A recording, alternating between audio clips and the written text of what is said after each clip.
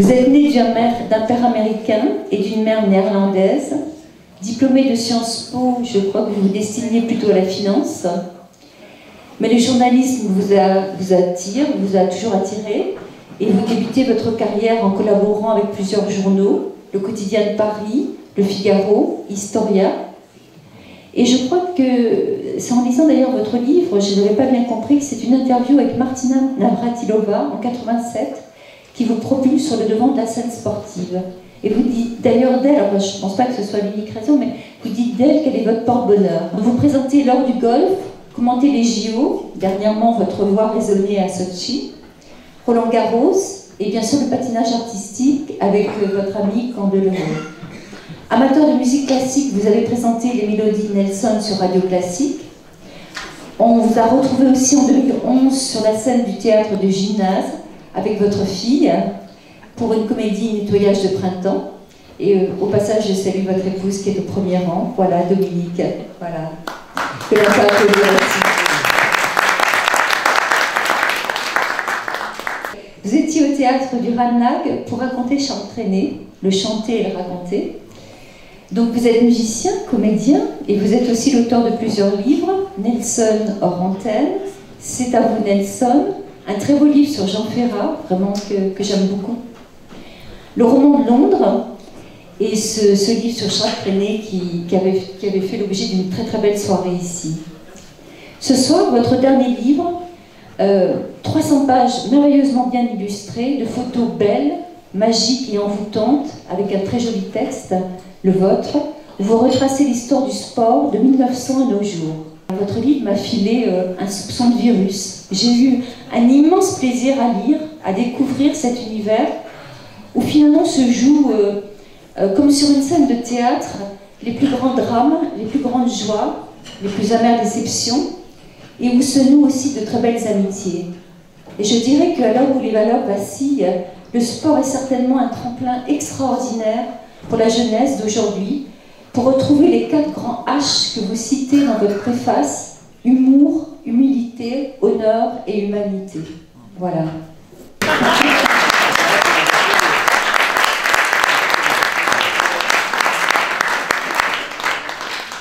Alors, cher Nelson, cette rétrospective qui débute en 1900 et qui s'achève en 2013, donc avec ces très belles photos, j'imagine que donc, vous avez dû faire des choix. Est-ce que ça a été difficile? Tout d'abord, chère Anaïs, cher André, merci de m'accueillir de façon si chaleureuse. Et vous êtes très nombreux, j'ai l'impression que vous êtes plus nombreux que devant certains programmes culturels à la télévision aussi ce soir. Effectivement, ce livre ne peut pas être un livre exhaustif dans la mesure où s'il fallait citer tous les événements de sport depuis 1900 jusqu'à aujourd'hui, il faudrait sans doute 10 tomes. Il a fallu effectivement faire des choix, et je dirais que ça, ce sont des choix à coup de cœur. Vous avez tout à fait raison quand vous dites que le sport, c'est à la fois la joie extraordinaire, et puis parfois, effectivement, la détresse la plus totale. Et souvent, entre cette joie et cette détresse, se joue à très peu de choses. Et c'est tout ça que j'ai voulu raconter dans ce livre. Et au fil de l'écriture, je me suis rendu compte que ces 4 lettres H se transformaient en une 5e lettre, qui était celle de héros, qui est le titre donné à ce livre. Au tout début, vous parlez de Pierre de Coubertin.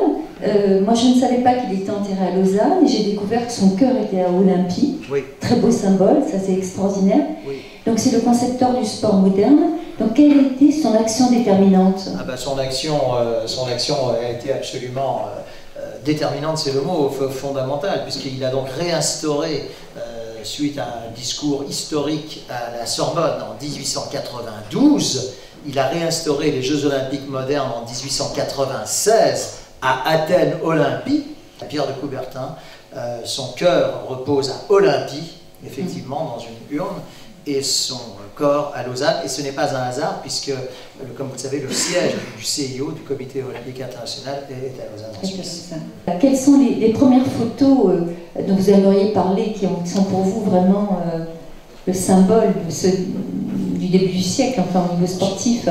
J'ai voulu effectivement mettre dans ce livre 3 événements, on va dire, parasportifs, en tout cas qui rejoignent l'immense aventure humaine, qui est la première traversée de l'Atlantique par Lindbergh, dont je détaille certaines choses que les gens ne savent pas nécessairement. La première victoire de l'Everest par Sir Edmund Hillary, qui, parce que l'Everest avait commencé en 1920, lui c'est en 1953, n'est-ce pas? Et puis effectivement le premier homme sur la Lune. Comment est-ce que finalement le sport, en ce début du siècle où la télévision n'existe pas, où il y avait très peu de radio aussi, comment est-ce que le sport parvenait jusqu'aux amateurs de sport? Ça c'est une très bonne question. D'ailleurs les Jeux Olympiques de Paris 1900, je raconte cette anecdote, on voyait des coureurs courir, des Jeux Olympiques de Paris 1900 ont duré 6 mois. Mais tout ça, le fait justement que tout le monde n'ait pas vu ces exploits, je pense les rendre encore plus forts.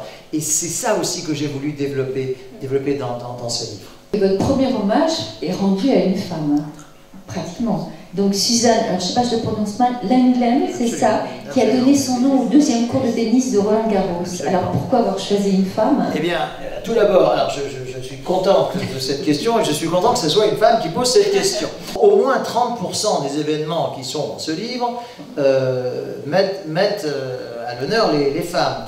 Donc, effectivement, j'ai voulu porter hommage à Suzanne Lenglen, qu'on appelait la divine. Vous dites que vous préférez les JO d'hiver parce que on trouve les sportifs sont plus humbles, plus simples. Et puis, il y a une autre chose aussi qui m'a frappée, ça va avec cette question, c'est que à cette époque-là, beaucoup de sportifs sont des amateurs, en fait. Ils cumulent souvent sport et une autre profession. C'est vrai que dans les sports d'hiver, je trouve encore une authenticité. Aujourd'hui, ça va peut-être paraître surprenant à beaucoup de personnes, mais il existe encore certains sportifs amateurs. Ce sont assez sportifs, on va dire, semi-amateurs dans la pratique, mais amateurs dans l'âme, sans parler d'aviron ou de choses comme ça, auxquels j'ai voulu rendre hommage. Oui. Quand vous parlez de certains sportifs, on sent que vous avez quand même certains atomes crochus, ou alors vous les avez connus, donc il y a vraiment beaucoup d'affection pour certains. Une affection particulière pour pour les destins interrompus. Je parle avec beaucoup je crois, de cœur et d'amour du pilote automobile François Sauvert. Éric Tabarly, que vous venez de citer, est effectivement aussi quelqu'un qui m'a profondément marqué parce qu'il se trouve que la toute première, j'étais tout jeune journaliste et l'une des toutes premières interviews dans la presse écrite, on m'envoie interviewer Éric Tabarly qui avait la réputation d'être un taiseux, qui ne parlait pratiquement jamais, comme les grands marins, etc. J'ai dit, mon Dieu, on m'envoie au feu là, avec Tabarly. J'ai pas voulu mettre des résultats sportifs que tout le monde connaît, ça n'aurait pas d'intérêt. J'ai voulu mettre des indiscrétions, des anecdotes drôles, touchantes, bienveillantes, parfois quelques coups de griffe, parce que c'est normal, c'est un livre. Mais dans l'ensemble, on va dire que c'est un livre d'amour. Ouais. Quels sont les exploits sportifs récemment, dans les 20-30 dernières années, qui vous laissent encore ébahis? Quand il y a eu les Jeux Olympiques de Londres 2012, il y a eu des très très grands moments de sport.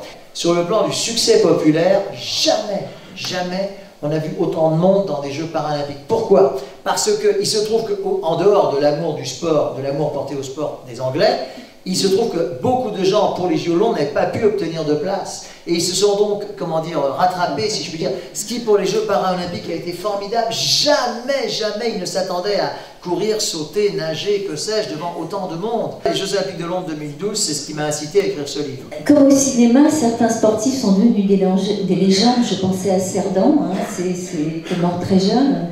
Son histoire sportive est couplée avec une histoire romanesque extraordinaire et surtout une histoire romanesque qui a vraiment existé. Vous qui côtoyez en permanence des sportifs en herbe, est-ce qu'on peut déceler à l'avance à travers des attitudes, à travers si un sportif sera un grand ou pas? Alors je me suis pas mal penché sur cette question. On peut déceler effectivement des dons chez un sportif, mais on ne peut en aucun cas déceler une longévité de carrière. Vos plus belles émotions, patinage? Je pense que Katarina Witt en est une, certainement. Il y a un couple russe merveilleux de danse aux Jeux Olympiques d'Albertville 92. Alors comme dans la littérature, certains sportifs très médaillés ne passent pas à la postérité. Il y a des auteurs à grand succès qu'on ne retrouvera pas, dont on ne parlera pas au XXIe siècle.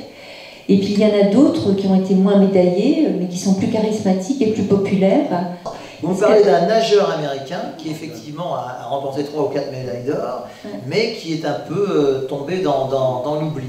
Alors que d'autres, avec un palmarès peut-être un peu moins grand, ne sont pas du tout dans l'oubli. Alors ça justement, ça tient à ce mot d'origine grecque que je développe beaucoup dans ce livre, qui est le charisme. J'ai appris énormément de choses, voilà. Donc merci Nelson, j'en ai fini avec mes questions, mais merci infiniment parce que j'ai vécu un très bon moment.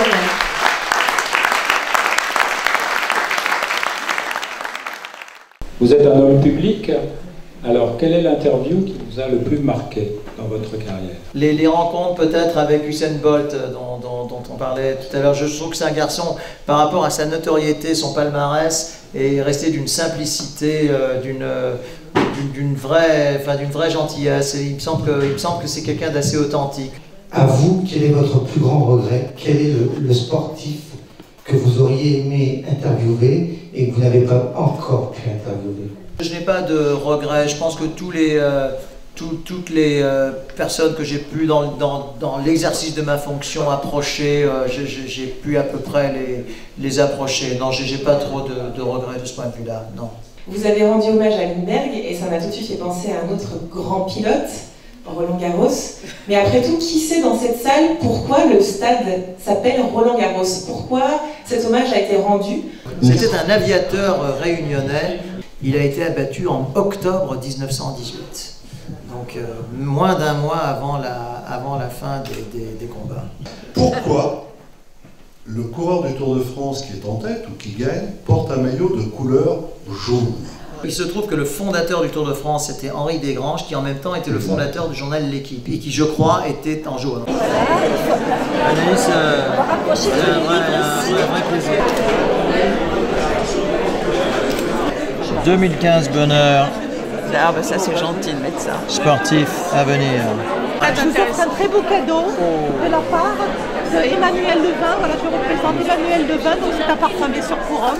Merci beaucoup. On vous offre avec Quel est grand votre plaisir. prénom? Pour moi, c'est un des commentateurs qui est le plus vivant.